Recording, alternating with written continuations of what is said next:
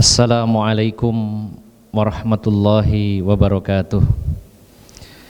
Innal hamdalillahi nahmaduhu wa nasta'inuhu wa nastaghfiruh wa na'udzu billahi min syururi anfusina wa min sayyiati a'malina. May yahdihillahu fala mudhillalah wa may yudlil fala hadiyalah. Wa ashhadu an la ilaha illallah wahdahu la syarikalah. Wa ashhadu anna Muhammadan abduhu wa rasuluhu la nabiyya ba'dah. Allahumma salli wa sallim wa barik ala nabiyyina Muhammadin wa ala alihi wa sahbihi ajma'in. Ya ayyuhalladzina amanu taqullaha haqqa tuqatih wa la tamutunna illa wa antum muslimun. Ya ayyuhan nasu taqu rabbakumul ladzi khalaqakum min nafsin wahidah wa khalaqa minha zawjaha wa batha minhuma rijalan katsiran wa nisaa'a wattaqullaha alladzi tasaaluna bihi wal arham innallaha kana 'alaikum raqiba. Ya ayyuhalladzina amanu taqullaha wa qulu qawlan sadida yuslih lakum a'malakum wa yaghfir lakum dzunubakum wa may yuti'illaha wa rasulahu faqad faza fawzan 'azima. Amma ba'd, fa inna asdaqal hadithi kitabullah wa khairal hadyi hadyu Muhammadin sallallahu alaihi wasallam wa syarrul umuri muhdatsatuha fa inna kulla muhdatsatin bid'ah wa kulla bid'atin dhalalah wa kulla dhalalatin finnar. Bapak-bapak dan ibu-ibu jamaah Masjid Imam Syafi'i yang dirahmati Allah Subhanahu wa ta'ala, serta kaum muslimin dan muslimat dimanapun berada yang pada malam hari ini bergabung dalam kajian ini secara live streaming, secara online, yang juga semoga mendapatkan rahmat Allah Subhanahu wa ta'ala. Alhamdulillah, kita sangat bersyukur kepada Allah Subhanahu wa ta'ala. Pada malam hari ini beberapa orang dari jamaah masjid ini berada di salah satu rumah Allah Subhanahu wa ta'ala. Ini seperti kajian online pada pandemi gelombang pertama. Hanya kalau gelombang pertama saya ngisi kajiannya sendirian di kamar atas. Kalau sekarang semi online, ya. Mayoritas online, tapi ada beberapa di antara saudara-saudara saya seiman, bapak-bapak yang hadir di sini menyimak dan bantu-bantu pasang kamera, dan juga menunggu datangnya waktu Isya yang sebentar lagi akan tiba, sehingga kajian ini juga insyaallah akan singkat ya, sampai azan Isya berkumandang. Bapak-bapak dan ibu-ibu jamaah yang dimuliakan Allah Subhanahu wa ta'ala, mengawali kajian pada malam hari ini saya mengingatkan kembali, saya mengajak kepada Bapak Ibu jamaah sekalian untuk mengulang kembali ilmu atau kajian atau mungkin dalil yang pernah kita bahas tentang keutamaan masjid-masjid Allah Subhanahu wa ta'ala. Ada satu hadis di mana Rasulullah sallallahu alaihi wasallam, sebagaimana diriwayatkan oleh Abu Hurairah, beliau bersabda, ahabbul biladi ilallahi masajiduha wa abghadul biladi ilallahi aswaquha. Tempat yang paling dicintai oleh Allah Subhanahu wa ta'ala adalah masjid-masjidnya. Kita ulangi, tempat yang paling Allah cintai adalah masjid-masjidnya Allah Subhanahu wa ta'ala. Dan tempat yang paling Allah benci adalah pasar-pasarnya.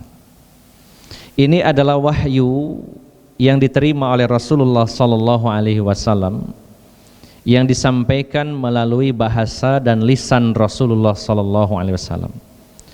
Dan tugas kita adalah membacanya, mendengarnya, memahaminya, dan meyakininya. Mendengar atau membacanya, lalu kita memahaminya. Setelah itu meyakini apa yang disampaikan Rasulullah, karena itu wahyu dari Allah. Ketika Allah sendiri melalui lisan Rasulnya mengatakan bahwa masjid adalah tempat di muka bumi ini yang paling Allah cintai, itu artinya masjid merupakan tempat yang paling vital yang ada di muka bumi ini. Tempat atau sektor yang sangat kritikal kalau saya bilang keberadaan masjid itu. Karena sesuatu yang disandarkan kepada Allah atau sesuatu yang diidofahkan dengan lafaz Allah, disandarkan, ditempelkan dengan lafaz Allah, maka sesuatu itu menjadi mulia. Sebagai contoh, Rasulullah, utusan Allah. Kata Rasul digabung dengan kata Allah, maka pasti beliau adalah orang yang mulia. Kemudian juga contoh lain, naqatullah, unta Allah. Maka unta ini adalah unta yang disandarkan kepada Allah, maka dia unta yang baik, bahkan termasuk unta yang dimasukkan ke dalam surganya Allah Subhanahu wa ta'ala, yaitu untanya Nabi Saleh yang dibunuh oleh kaum Tsamud. Maka nama naqah ketika ditempel, diidofahkan dengan lafaz Allah, menjadi sesuatu yang mulia di sisi Allah Subhanahu wa ta'ala. Contoh lainnya kata ruhullah, roh Allah. Ruh dengan Allah digabungkan, maka ruh ini adalah ruh yang mulia. Gelar yang disandang oleh Nabi Isa alaihissalam adalah Ruhullah. Maka masjid itu adalah nama lainnya Baitullah, yaitu rumah Allah Subhanahu wa ta'ala. Maka masjid adalah tempat yang mulia karena disandarkan dengan nama Allah Subhanahu wa ta'ala. Maka Bapak Ibu jamaah sekalian, keberadaan masjid-masjid ini merupakan bagian dari tempat yang sangat sentral, sangat vital, sangat kritikal keberadaannya. Maka pada hari ini kita diuji oleh Allah Subhanahu wa ta'ala dengan adanya pandemi COVID-19. Secara umum, diakui atau tidak, kita sebagai seorang muslim mungkin ada sedikit-sedikit perbedaan pendapat dalam menyikapinya. Ya, karena memang dari kalangan ulama pun berbeda dalam menyikapi COVID-19 ini. Dari kalangan medis saja sudah beda. Dari para pakar, dari para ilmuwan juga beda. Maka wajar kita sebagai orang awam pun mungkin ada perbedaan-perbedaan. Sampai-sampai grup-grup WA, Facebook dan lain-lain ramai dengan perselisihan dan perdebatan yang sebenarnya tidak perlu. Karena itu tidak menyelesaikan masalah pandemi ini. Kita harus berjuang bersama-sama, bahu-membahu, saling menolong, saling mengingatkan untuk keluar dari pandemi ini. Kalaupun ada perbedaan-perbedaan, maka di sini harus kita kedepankan lapang dada. Nah, namun ada satu hal secara pribadi yang saya ingin sampaikan terkait masjid. Kalau yang lain-lainnya silakan. Ya, kita pun insya Allah akan sejalan, akan ikuti, termasuk prokes dan lain-lain kita ikuti.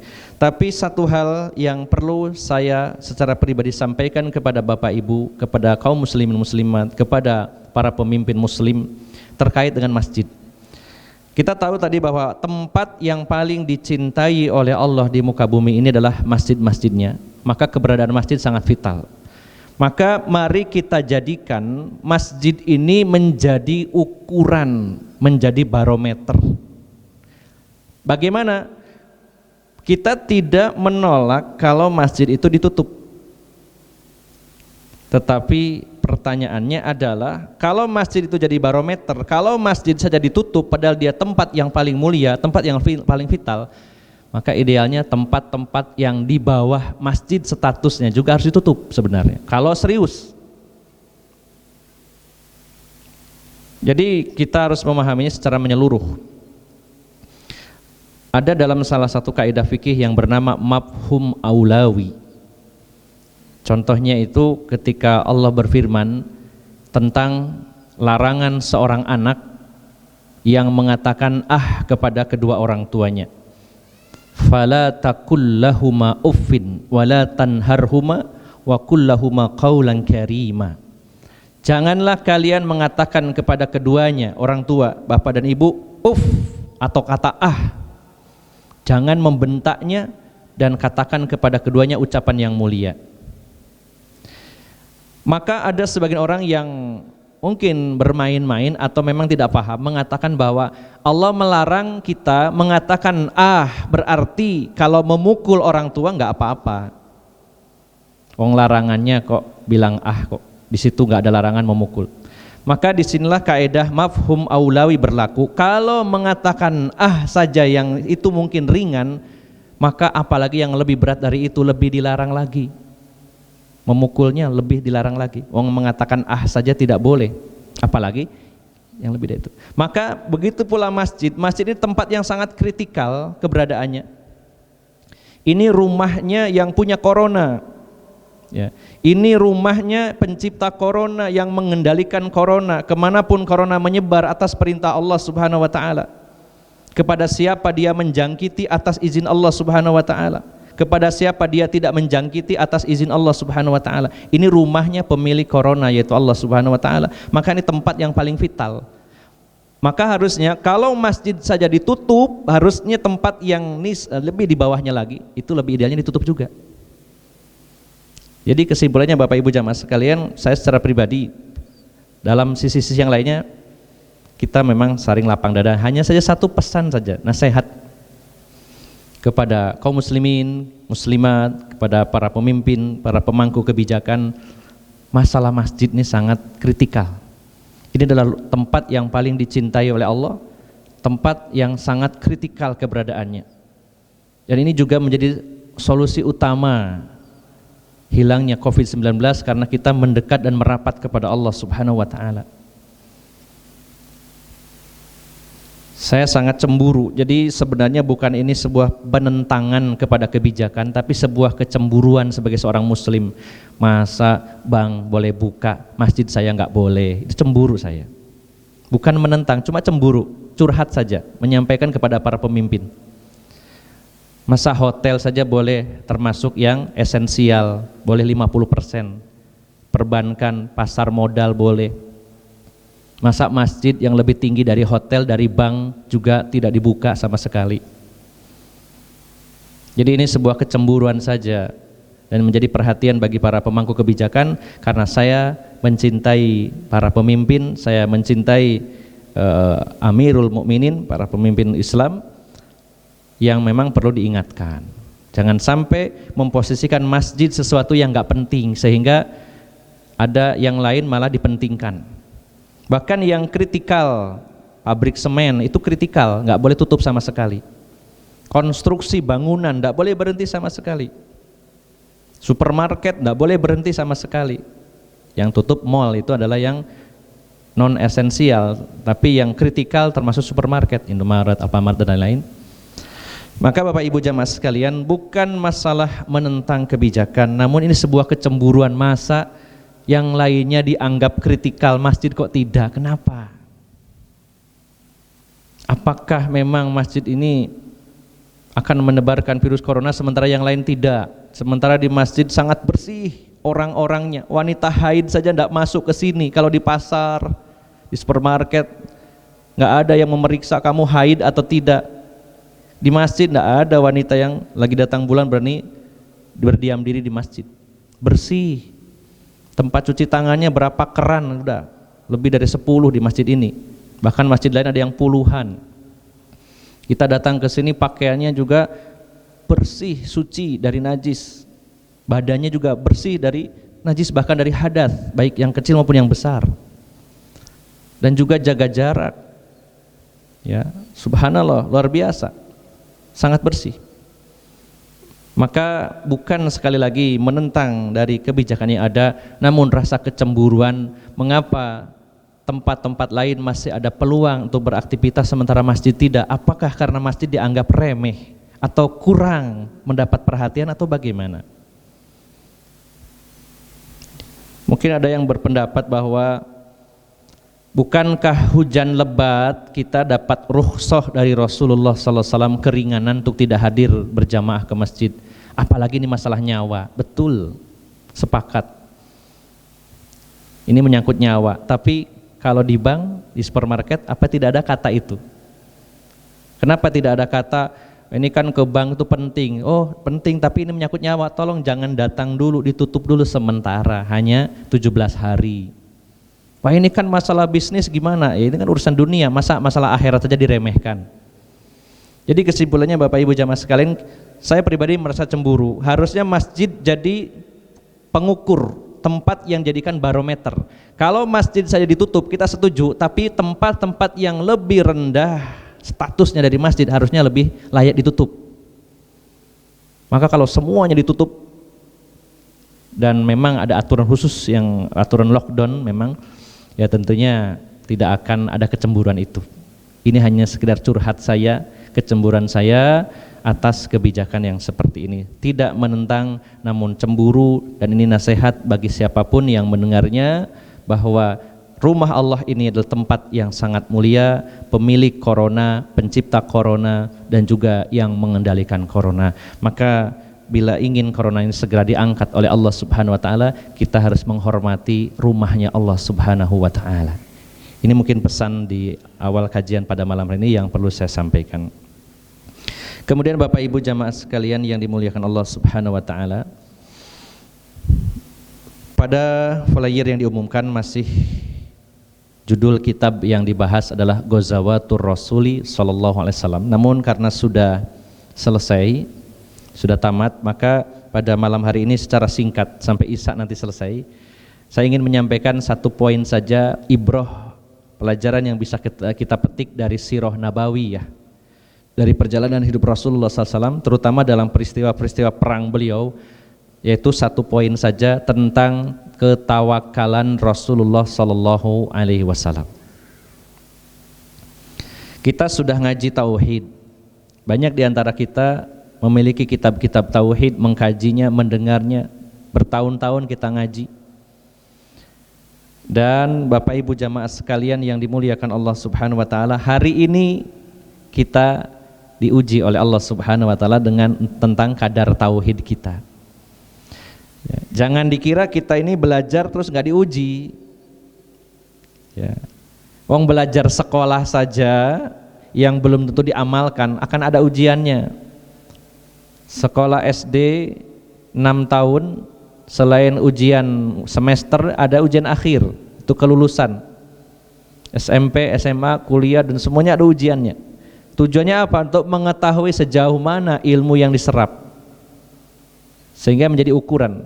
Apalagi urusan agama, bukan hanya sejauh mana ilmu itu diserap, tapi sejauh mana diamalkan, maka butuh pengujian. Maka kita sadari penuh bahwa pandemi COVID-19 ini adalah salah satu cara Allah untuk ngetes ngaji kita tentang tauhid, salah satunya, dan juga mungkin tentang fikih. Maka yang paling pokok adalah inilah saatnya Allah membuat saringan bagi kita semuanya yang sudah mengaku ngaji tauhid. Sudahkah tauhid itu masuk ke dalam hati kita yang terdalam, atau hanya sekedar di telinga kita saja? Apakah kajian-kajian tauhid itu hanya tumpukan-tumpukan teori yang mengendap di otak kita saja, atau sudah menembus ke dalam hati kita? Kita angan-angan, kita pahami, lalu kita amalkan. Akan terlihat nanti dengan ujian seperti ini. Kalau nggak ada ujian, nggak ada yang bisa membedakan ini lolos atau tidak, diterapkan atau tidak, diamalkan atau tidak. Coba kalau ada 20 siswa diajari berbagai macam ilmu untuk mengetahui ya seorang siswa ini lulus atau tidaknya, maka harus dites.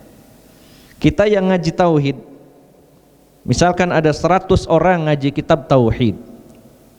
Salah satunya misalkan kitab Fathul Majid, syarah kitab tauhid misalkan, belum kitab tauhid yang lainnya. Maka bagaimana akan tersaring mana yang sudah memahaminya secara mendalam dan mengamalkannya, mana yang tidak? Kalau tidak ada ujian, ya sama rata, semua orang sama, mendengarkan, membaca, selesai. Tapi dengan adanya ujian, disitulah akan terjadi penyaringan, perbedaan-perbedaan setiap orangnya.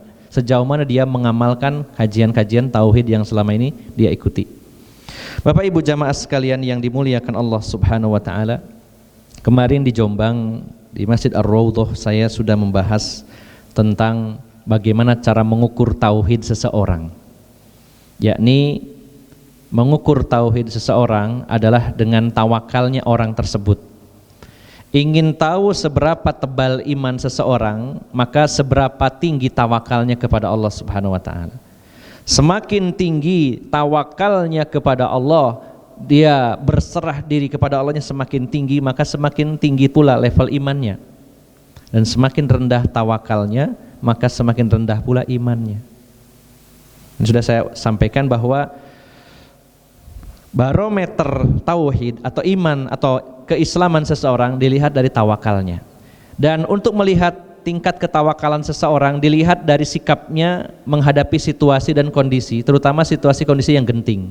Ketika seseorang itu memiliki ketenangan yang luar biasa, menunjukkan orang itu tawakalnya tinggi kepada Allah dan menunjukkan iman dan tauhidnya tinggi.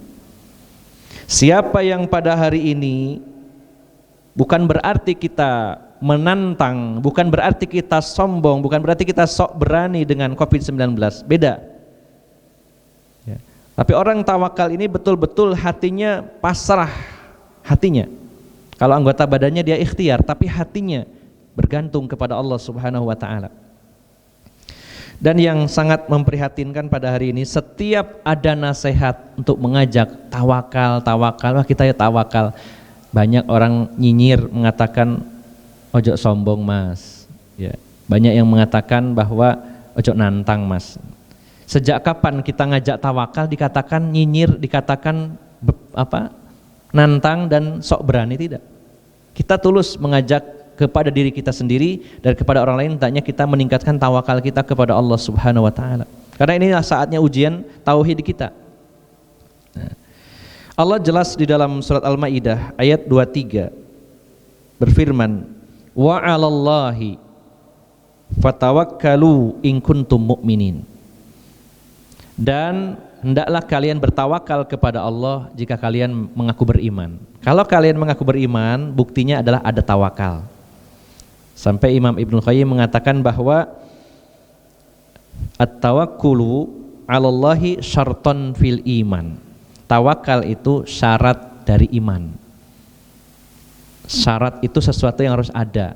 Kalau orang mengaku beriman tapi enggak punya tawakal, maka tidak ada iman. Kata Imam Ibnu Qayyim, fadalla ala intifa'il iman inda intifa'ih. Maka hilangnya iman seseorang ditunjukkan dengan hilangnya tawakal orang tersebut. Hilangnya iman seseorang, indikatornya, tandanya adalah ketika hilangnya tawakal orang tersebut kepada Allah Subhanahu wa taala. Maka pada hari ini siapa yang memiliki ketenangan batin dalam hal ini, artinya dia bukan orang yang abai, tapi dia memiliki ketawakalan, kepasrahan kepada Allah Subhanahu wa taala.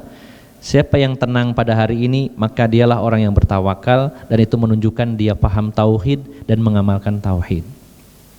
Siapa yang pada hari ini parno, bukan porno ya, paranoid, takutnya berlebih-lebihan dengan adanya wabah ini, dia sangat panik ya, dia sangat stres.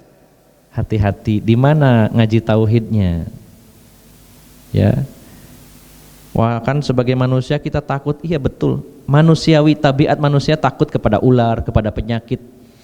Tapi setidaknya kita punya Allah Subhanahu wa taala. Di mana letak tawakal yang selama ini kita kaji? Bukankah kita sudah memahami bahwa Rasulullah menyatakan la adawa wala tiyarota wala hamata, kemudian wala nau ya. Rasulullah menyatakan la adwa, tidak ada penyakit yang menular, tidak ada tiaroh, menganggap sial karena sesuatu. Kemudian juga la nau, tidak ada ramalan bintang, la hammah, tidak ada hantu, la ghaul, tidak ada hantu, la hammata, tidak ada burung hantu, la sofaro, tidak ada bulan sofar. Ini maksudnya apa? Ini adalah bab tentang tawakal. Rasulullah mengatakan la adwa, tidak ada penyakit yang menular. Artinya para ulama menjelaskan, artinya tidak ada penyakit yang menular dengan sendirinya. Penyakit menular karena kuasa Allah Subhanahu wa taala. Ya. Sampai para sahabat bertanya ketika mendengar hadis ini, la adwa, tidak ada penyakit menular. Kata para sahabat, ya Rasulullah, bukankah kalau kami menempatkan satu ekor unta yang kudis di tengah-tengah unta yang sehat, maka unta-unta yang sehat itu tertular? Tapi engkau mengatakan la adwa, tidak ada penyakit menular. Bagaimana ini? Maka Rasulullah balik bertanya, kalau unta yang kudis itu menularkan kudisnya kepada unta yang lain, lalu unta yang pertama kali kudis itu dapat dari mana? Maka Bapak Ibu jamaah sekalian, para ulama menjelaskan bahwa yang dimaksud la adwa, tidak ada penyakit yang menular, artinya tidak ada satu pun penyakit di dunia ini yang menular dengan sendirinya kecuali atas kehendak Allah Subhanahu wa taala. Di sini letak tawakalnya yang diinginkan Allah dan Rasulnya. Bahwa kita harus yakin bahwa COVID-19 ini tidak akan menular kepada siapapun kalau Allah tidak menghendakinya. Dan penyakit atau virus COVID ini akan menulari siapapun kalau Allah menghendakinya, walaupun dihalangi dengan cara apapun. Mana yang kita kaji selama ini tentang ini? Bukan berarti terserah Allah, kalau Allah takdirkan saya ketularan, ya akan tertular, terus dia mengabaikan usaha-usaha lahiriah. Tidak, tetap berusaha secara maksimal, ikhtiar yang sifatnya lahiriah, tapi hatinya bahwa ya Allah, saya yakin bahwa COVID-19 ini tidak akan menulari saya kalau engkau tidak menghendaki. Tapi kalau engkau menghendakinya menular kepada saya, walaupun sekuat apapun saya menghalangi, tidak mampu ya Allah. Dan kalau saya tertular COVID-19 lalu engkau takdirkan meninggal, maka ini takdirmu. Dan kalau engkau mentakdirkan tidak meninggal dengan sebab COVID ini, saya akan sembuh. Itu yang harus selalu dibesarkan. Dan ini harus kita perbanyak kepada kaum muslimin, terutama yang positif, terutama yang sakit. Karena banyak orang yang drop itu karena memang panik. Sebelum ketularan sudah panik, saya kok ini rasanya ada gejala-gejala COVID-19, kemana ya harus PCR, kemana harus swab. Dia sengaja bolak-balik tes, setelah tahu tes positif lebih drop lagi. Setelah itu dikirim ke rumah sakit lebih drop lagi. Ini faktor mental yang sangat kita butuhkan pada hari ini adalah membesarkan hati, bukan mengabaikan, tapi memberi motivasi. Bahwa kalau Allah takdirkan terjangkit, pasti terjangkit. Dihalangi dengan cara apapun akan terjangkit. Kalau Allah tidak takdirkan, maka tidak. Nah yang terjangkit pun kalau Allah takdirkan meninggal dengan sebab COVID, akan meninggal. Siapapun dokter yang menghalanginya nggak bisa. Tapi kalau ditakdirkan sembuh, pasti sembuh. Ini yang harus terus kita besarkan supaya jangan hal-hal yang menakutkan, yang semakin membuat orang drop. Harus diberikan motivasi yang kuat tentang tawakal. Maka ini jadi barometer iman kita, tauhid kita, yaitu ketika kita memiliki tawakal. Dan juga dalam surat Yunus ayat 84 Allah berfirman, wa qala Musa, berkata Musa, ya qaumi, wahai kaumku, in kuntum amantum billah, jika kalian mengaku beriman kepada Allah, fa alaihi tawakkalu, maka hendaknya kepada Allah kalian bertawakal. In kuntum muslimin, kalau kalian mengaku muslim. Jelas dua-duanya di sini. Jika kalian beriman kepada Allah, kalian harus tawakal. Jika kalian itu muslim, kalau kalian muslim, kalau kalian mukmin, tawakal kepada Allah Subhanahu wa taala. Bukankah Allah Subhanahu wa taala melalui lisan Rasulnya sallallahu alaihi wasallam, beliau menyatakan bahwa seandainya manusia dan jin yang awal sampai yang akhir bersatu untuk memberikan manfaat kepadamu, maka dia tidak bisa memberikan manfaat kecuali apa yang Allah takdirkan. Manusia seluruhnya dari awal sampai akhir, dari mulai Nabi Adam sampai manusia terakhir, dan jin seluruhnya dari awal sampai akhir bergabung, bersatu, berkolaborasi, bersinergi untuk memberikan manfaat kepada kamu. Kalau Allah tidak mentakdirkan, kamu tidak mendapatkannya. Sebaliknya kalau manusia dan jin yang awal sampai yang akhir berkolaborasi, bersatu untuk mencelakakan kamu, maka tidak akan bisa mencelakakan kamu kecuali apa yang Allah takdirkan. Virus corona dikendalikan oleh Allah Subhanahu wa taala. Allah yang menciptakan, Allah yang memerintahkan kemana dia menyebar, kepada siapa dia menjangkiti. Maka tentunya kita yang terbaik adalah selalu bertawakal kepada Allah Subhanahu wa taala. Dan yang terakhir Bapak Ibu jamaah sekalian yang dimuliakan Allah Subhanahu wa taala, dari kajian kitab Ghazawatur Rasul ini ada beberapa ibroh, namun tidak saya sebutkan semuanya, yang berkaitan dengan tawakal Rasulullah sallallahu alaihi wasallam yang begitu besar kepada Allah Subhanahu wa taala. Yang pertama, ketika Rasulullah hijrah ditemani Abu Bakar As-Siddiq, beliau bersembunyi di Gua Thur. Di dalam Sahih Bukhari, dalam riwayat Jabir bin Abdillah, kita mendapatkan satu kisah bagaimana Rasulullah bersembunyi dengan Abu Bakar di Gua Thur yang sempit, ya, di mana Abu Bakar juga sempat disengat oleh binatang berbisa sampai menangis. Kemudian datanglah para pengejar dari musyrikin Mekah yang berada di mulut gua. Kata Abu Bakar dalam hadis atau riwayat Jabir bin Abdillah dalam Sahih Bukhari, kata Abu Bakar, seandainya orang-orang musyrikin Mekah waktu itu melihat kaki mereka ke bawah begini, pasti kami kelihatan. Hanya berapa senti mengarahkan pandangan, muka seret kelihatan. Bayangkan ini situasi yang sangat kritis, sangat genting, ya. Lalu kata Abu Bakar dalam riwayat ini mengatakan, ketika kami dikejar oleh orang-orang musyrikin Mekah dan Abu Bakar mengatakan seandainya mereka itu melihat kaki mereka ke bawah karena guanya agak turun, pasti mereka melihat aku dan Rasulullah. Maka kata Rasulullah SAW, wahai Abu Bakar, di gua ini ya kita berdua, yang ketiganya adalah Allah Subhanahu wa taala. Innallaha ma'ana. Sesungguhnya Allah bersama kita. Apa yang diucapkan Rasulullah ini bukan sekedar ucapan di lisan saja, tapi betul-betul diyakini bahwa kalau Allah takdirkan ketahuan, pasti ketahuan bagaimanapun bersembunyinya. Tapi kalau Allah takdirkan tidak ketahuan, maka tidak akan ketahuan. Maka pasrah kepada Allah Subhanahu wa taala. Sudah berusaha bersembunyi, kalau ketahuan ya sudah takdirnya, kalau nggak ketahuan alhamdulillah. Ini satu contoh ketawakalan Rasulullah dalam situasi yang sangat genting, dan kalau ketemu pasti dibunuh, nyawa sudah di ujung tanduk, ya. Kemudian yang kedua, contoh lain dalam peristiwa perangnya Rasulullah SAW, pada peristiwa perang Zatur Riqa. Kita sudah membahasnya dulu, tapi kita ingat kembali, refresh kembali bagaimana ketawakalan Rasulullah SAW dalam situasi genting. Dalam peristiwa perang Zatur Riqa, sebagian ulama di antara Imam Bukhari mengatakan perang Zatur Riqa itu terjadi setelah perang Khaybar, tapi pendapat yang lebih kuat yaitu terjadi pada tahun keempat Hijriyah. Perang Uhud 3 Hijriah, perang Khandaq tahun kelima, ini tahun tengah-tengahnya, tahun keempat, yaitu pasca pengusiran Bani Nazir, salah satu suku Yahudi di Madinah. Setelah Bani Qainuqa diusir, kemudian setelah Bani Nadir pertama baru Bani Qainuqa. Itu di tahun ya pasca perang Uhud. Kalau Bani Nadir pasca perang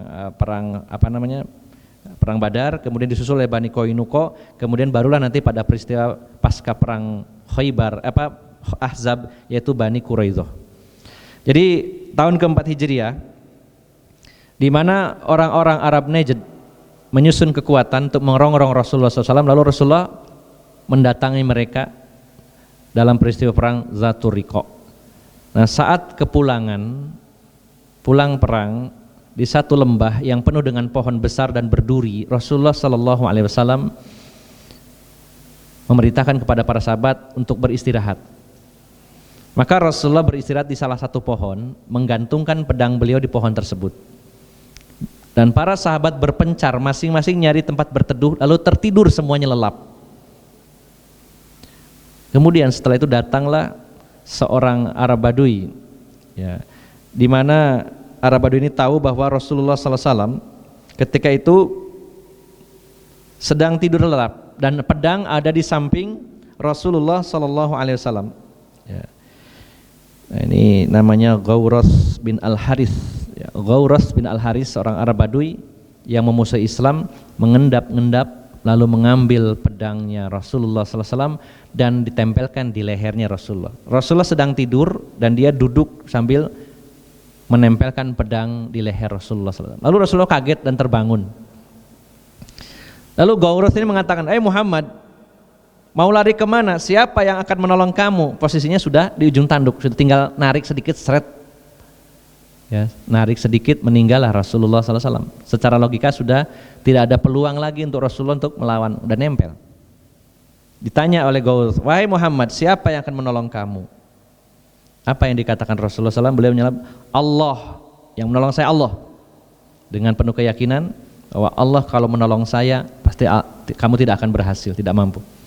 Maka tiba-tiba Ghawras ini lemas dan pedang terjatuh dari tangannya, diambil oleh Rasulullah SAW, lalu balik ditodongkan. Saat ditodongkan itulah Rasulullah berteriak kepada para sahabat, sahabat, bangun, bangun. Maka bangun semuanya sahabat, menghampiri posisi Rasulullah sedang menodongkan pedang kepada Ghawras. Lalu Rasulullah bercerita, lelaki ini tadi nodongkan pedangnya di leher saya, nempelkan pedangnya di leher saya, dan bertanya, siapa yang menolong wahai Muhammad? Maka aku jawab, Allah. Lalu terjatuhlah pedang ini dan posisinya sekarang seperti ini. Maka Ghawras meminta maaf kepada Rasulullah, ya Rasulullah, saya berjanji tidak akan pernah memerangi engkau lagi selama-lamanya, tolong bebaskan saya.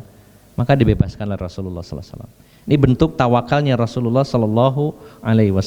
Yang terakhir itu dalam peristiwa perang Hunain, di mana saat itu Rasulullah SAW menunggang seekor keledai putih. Dalam dunia perang, keledai ini sebenarnya tidak cocok untuk bertempur, beda dengan kuda perang yang bisa maju mundur, berbelok dengan cepatnya. Karena Rasulullah sebagai panglima perang menunggangi Haimar atau keledai putih yang dituntun kepalanya oleh Abu Sufyan. Dan di awal perang kaum muslimin terdesak, dihujani oleh para pemanah suku Hawazin yang terkenal ahli pemanah, sehingga para sahabat kocar kacir. Maka Rasulullah SAW dengan penuh tawakal kepada Allah Subhanahu Wa Taala memacu keledainya ke depan, karena mundur ke samping kiri kanan nggak lincah, maju ke depan. Selaya berteriak, aku adalah Muhammad putra Abdul Muthalib, teriak begitu. Maka para sahabat menyaksikan betapa hebatnya keberanian Rasulullah SAW. Kenapa? Karena rasa tawakal yang tinggi dari diri Rasulullah Sallallahu Alaihi Wasallam. Maka Bapak Ibu jamaah sekalian, masih banyak kisah-kisah tentang bagaimana ketawakalan Rasulullah SAW dalam perang-perang yang lainnya. Maka semuanya itu apabila kita resapi, kita angan-angan betapa tingginya tawakalnya Rasulullah dan benar-benar mengamalkan apa yang dinamakan tawakal tersebut, sehingga kita bersama-sama berusaha mengikuti, mencontoh jejak Rasulullah SAW dan para sahabat dalam hal ketawakalan mereka kepada Allah Subhanahu Wa Taala.